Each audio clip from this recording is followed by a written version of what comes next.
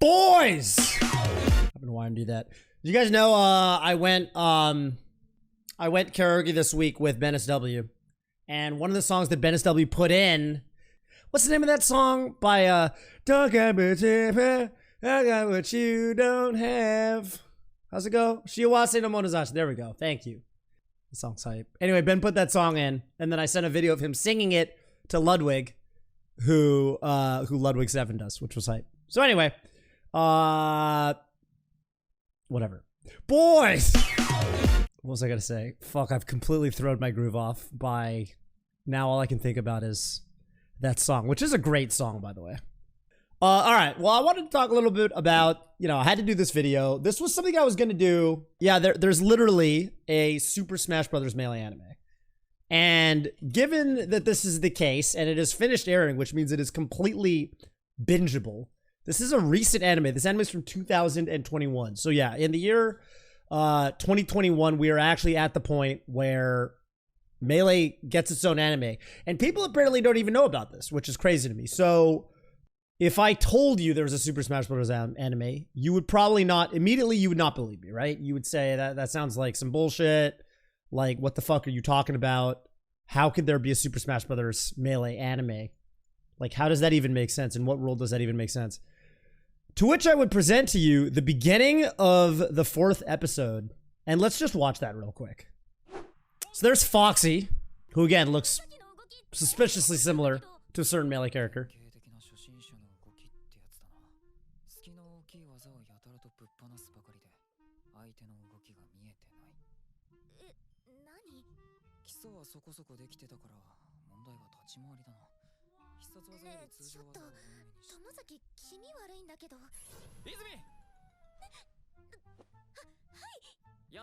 I love that little hop she does. I wish it was actually possible to. And then, so he's like, all right, I'm gonna teach you how to play this game. Let me teach you how to play Super Smash Brothers. He is in the ultimate training room. You gotta admit, it is the ultimate, it is the Super Smash Bros. Ultimate training room. All right, he's like, all right, this is how you short up. Now you try.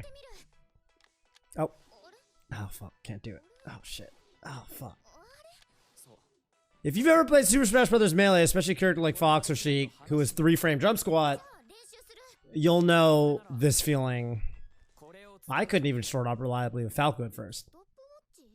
And then he gives her this stopwatch. I don't recommend, okay, this part is maybe a little hokey. I don't actually recommend this if you're learning Super Smash Brothers.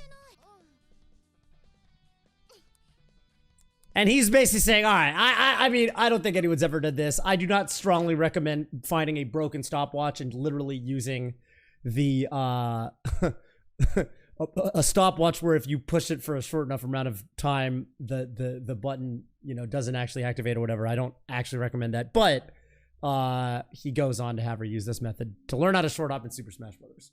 Which I remember. I mean, you gotta get, you gotta push it, and then within, what is it? Roughly 50, 60 milliseconds, 70 milliseconds, you've got to let go of the button. That's pretty fast for a lot of people. And, I mean, I still miss short hops to this day, right? I think a lot of people do. So yeah, this is a real scene in a real anime that aired in 2021. This is the first scene of the anime, which I thought is, this really sold me, I will say. This was a good sell. This really got me on board. They are playing on something that looks suspicious like a Nintendo Switch. Attack Families, popularly known as TAC Fam. I do think the character select screen looks more like the Melee character select screen than anything else. By the way, the main character plays this character called Found, and Found apparently is a pun on seek, as in seek and found, because you seek something and then it's found. And in Japanese pronunciation, seek sounds like chic, which is why the ninja character's name is Found. So there you go. They're literally playing Fox Sheik in this anime. I've never seen Sheik do a move like that, though. That move was fucking crazy. Ooh.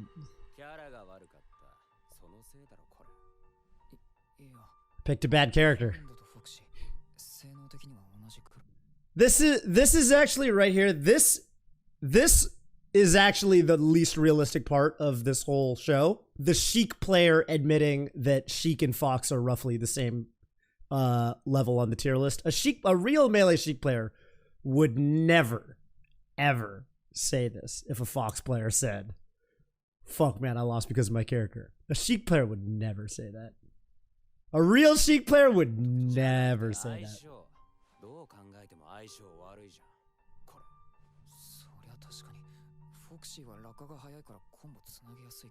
That sounds like Melee for sure.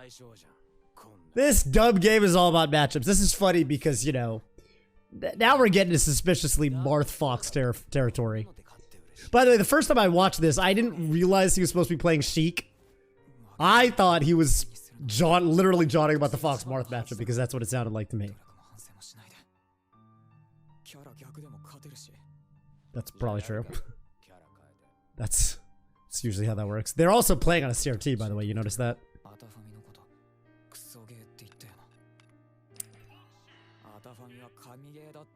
And the way he defends Super Smash Bros. Melee is totally, or rather, Attack Families is exactly the way Melee players get upset when when people come in Melee. So yeah, there are a lot of similarities for sure. So I was like, holy fuck, this aired recently, right? This aired like earlier this year, and so I was watching this and I was like, dude, this is, I mean, what is going on here?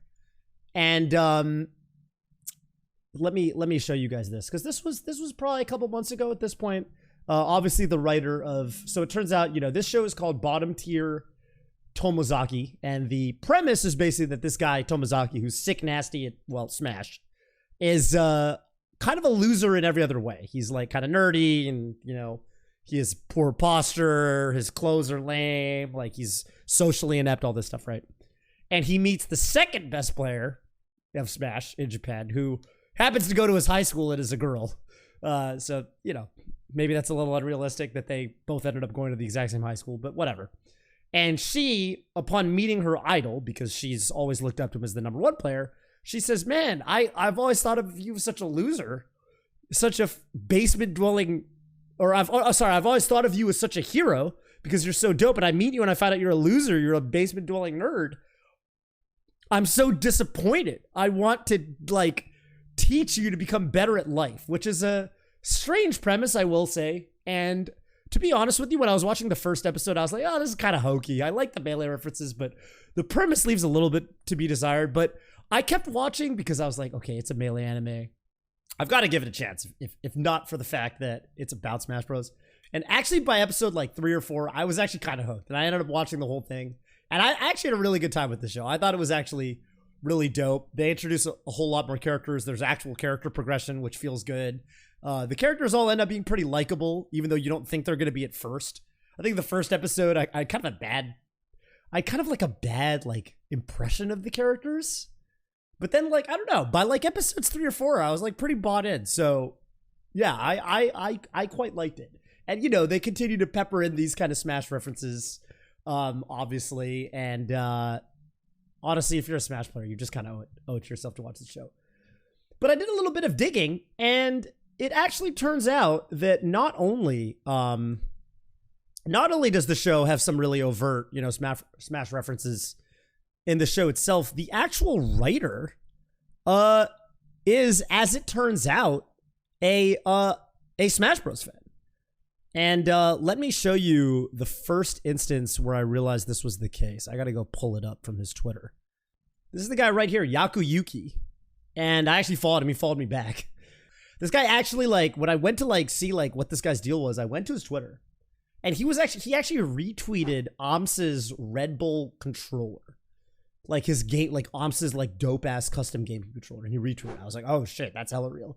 And he was tweeting about how him and Amsa, he actually met up with Amsa and they chatted, and he was asking him about competing at a global scale, and he was asking him about, you know, professional Super Smash Bros. Melee. He himself, he plays Ultimate, but he's, you know, a Smash fan. And I will say that just in general, I feel like in Japan, there's a little bit more kind of crossover of interest between Melee players and Ultimate players. And yeah, I mean, he followed me back. And, you know, it was really dope because there's a scene later in the anime where the main character, now that he's got some friends, his friends come over and they're looking through his shit because they're like, oh, where's the, you know, the classic anime trope? Where's the porn bags? Where's your dirty, where's your ecchi magazines or whatever the fuck, right?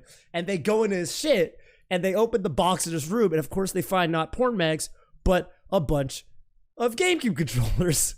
And I was like, you know, I tweeted at him like, yeah, that's how it is. I tweeted Smabrase Auto, which is like, yeah, that's how it is for Smash Brothers players. And yeah, and then, you know, Kaito chimed in and Amsa was like, yeah, especially for a Space Animal player, that shit must be hella real. And then, you know, this is the guy himself. This is the writer of the franchise.